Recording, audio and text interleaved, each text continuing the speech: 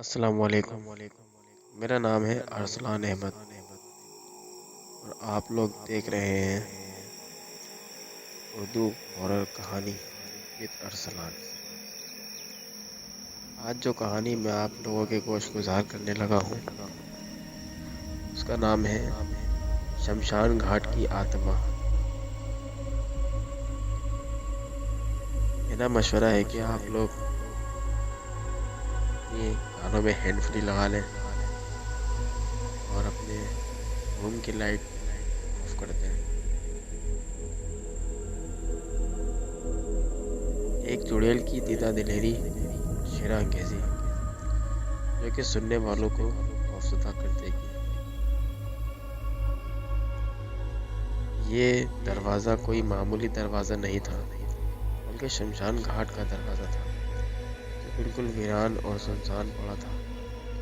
وہاں ہر طرف نحوست ٹپک رہی تھی۔ ایسا لگ رہا تھا وہاں ہوائیں بھی بین کر رہی ہوں۔ کوئی بھی عام انسان اس طرح کے ماحول میں ڈر محسوس کرتا ہے اور خوفزدہ ہوتا ہے۔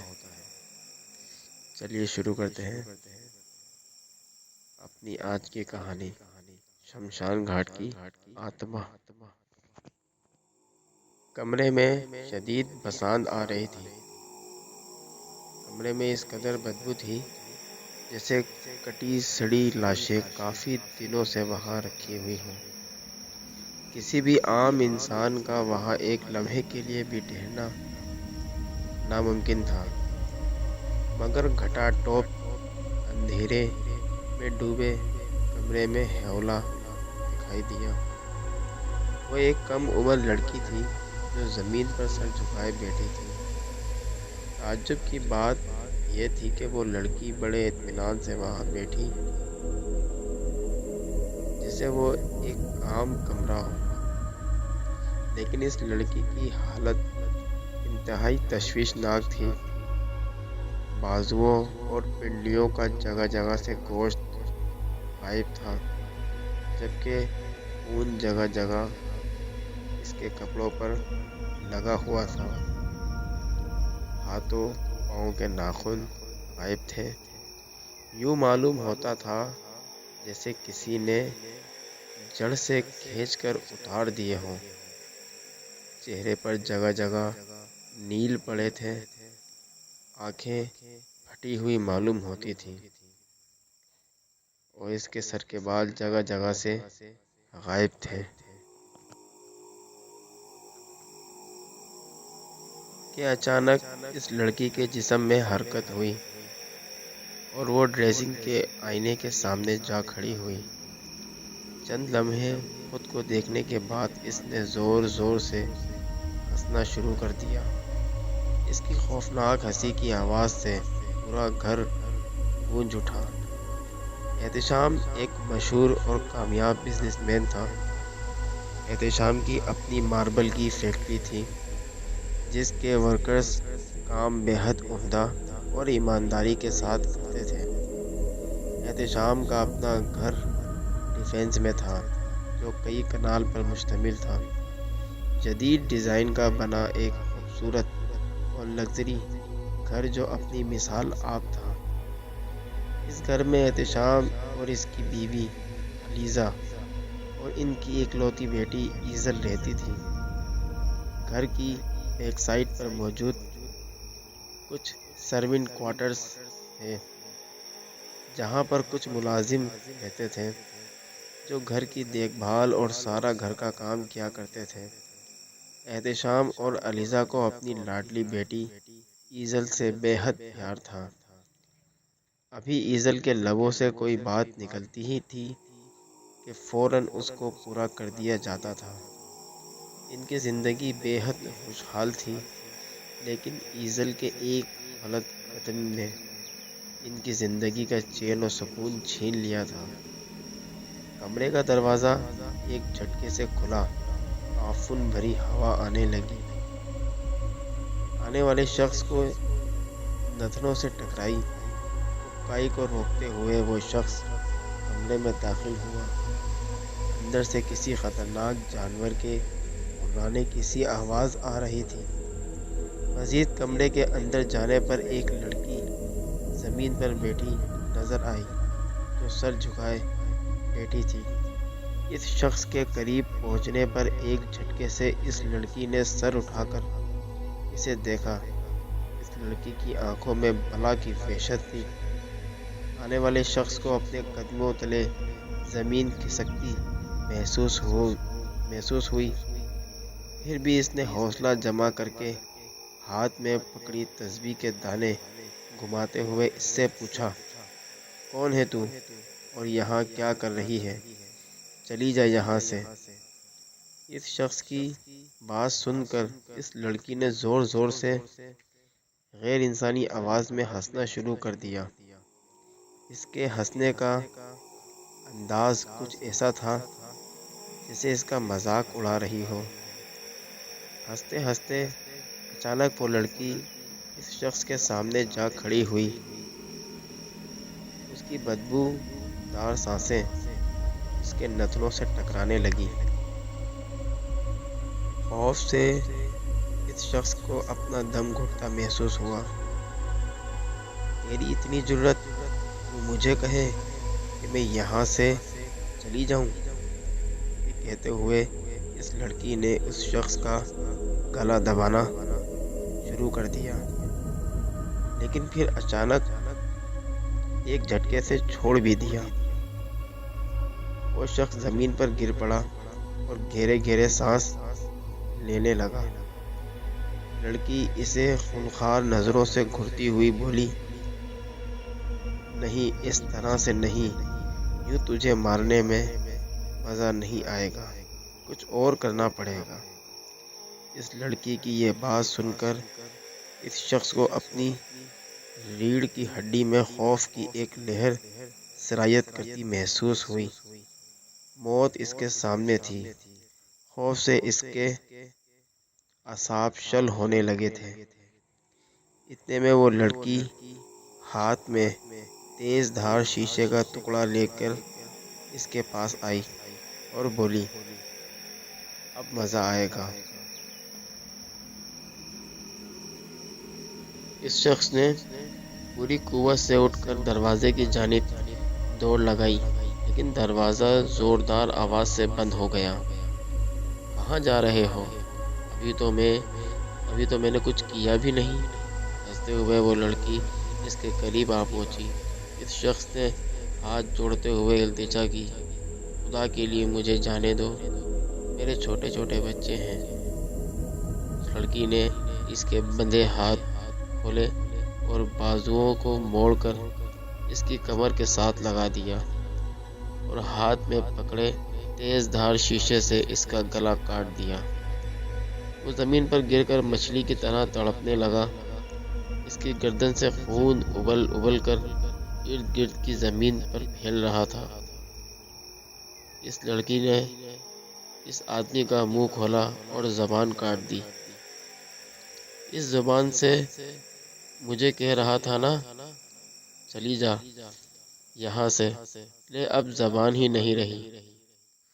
کچھ ہی لمحوں میں وہ تڑپتا وجود ساکت ہو گیا۔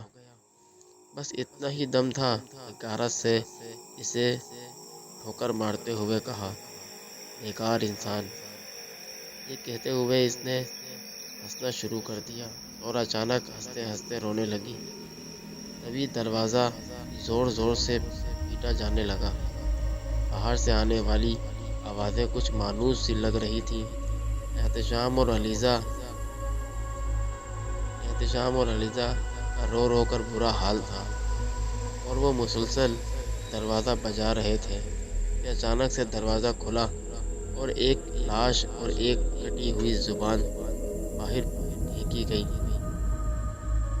اور کھٹ سے دروازہ بند ہو گیا۔ یہ چوتھی لاش تھی جو آج اس کمرے سے باہر آئی تھی۔ یہ مولوی صاحب کی لاش تھی۔ بیگم علیزہ مولوی صاحب کی لاش دیکھ کر اپنا توازن برقرار نہ رکھ پائیں اور اپنے حواس کھو بیٹھیں۔ احتشام کو مختلف ممالک اور نئی جگہیں گھومنے کا بہت شوق تھا۔ ابھی 15 دن پہلے ہی وہ سوئٹزرلینڈ سے واپس آئے تھے۔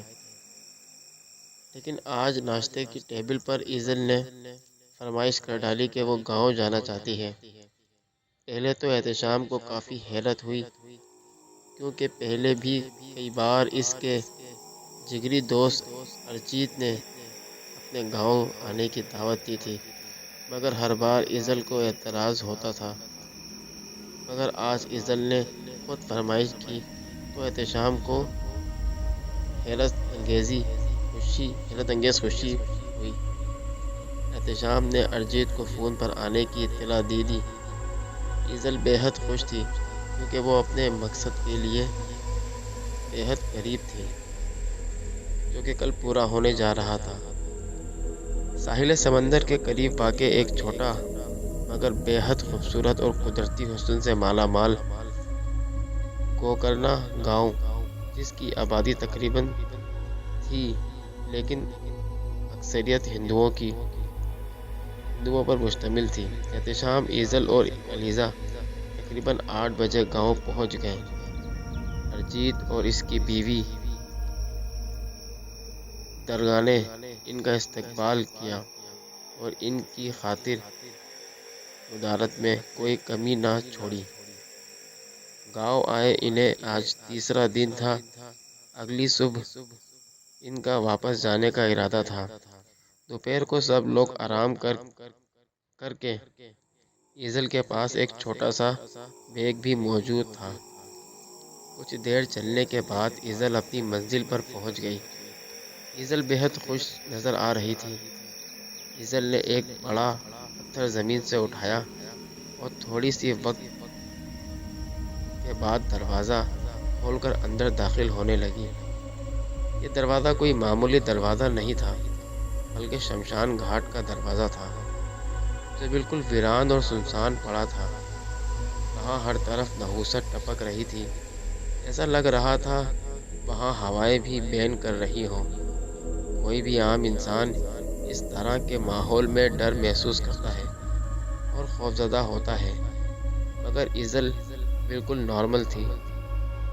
اس کے جذباتی اور جنونی پن نے ماحول کو کس قدر خطرناک بنا دیا تھا۔ وہ بے دھڑک اندر کی جانب داخل ہوئی۔ ایزل نے اپنے بیگ میں موجود کیمرہ آن کیا اور ریکارڈنگ کرنے لگی۔ ابھی اسے تھوڑی ہی دیر گزری تھی کہ اچانک ایزل کے سر میں شدید درد کی ٹیسیں اٹھنے لگیں۔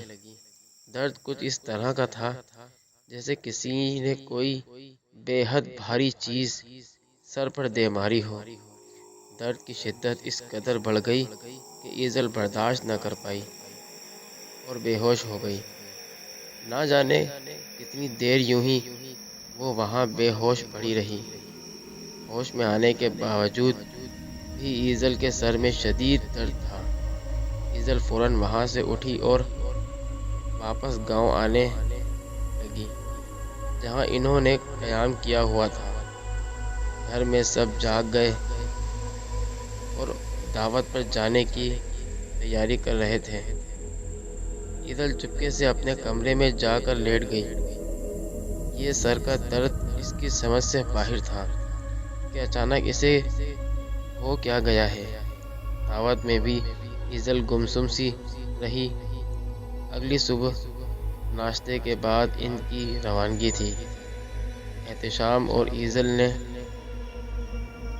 خاص نوٹس کیا کہ ایزل بے حد خاموش تھی، حالانکہ وہ تو بہت خوش اور باتونی لڑکی تھی۔ علیزہ نے ایزل سے پوچھا، کوئی مسئلہ ہے؟ مگر ایزل نے یہ کہہ کر ٹال دیا کہ وہ بہت تھک گئی ہے اور آرام کرنا چاہتی ہے۔ عشاء کی نماز کا وقت تھا۔ علیزہ نے وضو کیا اور نماز پڑھنے لگی۔ جیسے ہی علیزہ نے نماز پڑھنا شروع کی تو اچانک سے بین کرنے کی آواز آنے لگی۔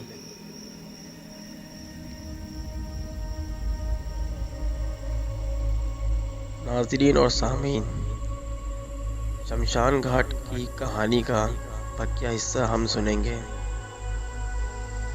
اگلی ویڈیو میں. Thanks for watching. Please subscribe my channel. اپنا اور اپنے دوستوں کا خیال رکھیں. اللہ حافظ.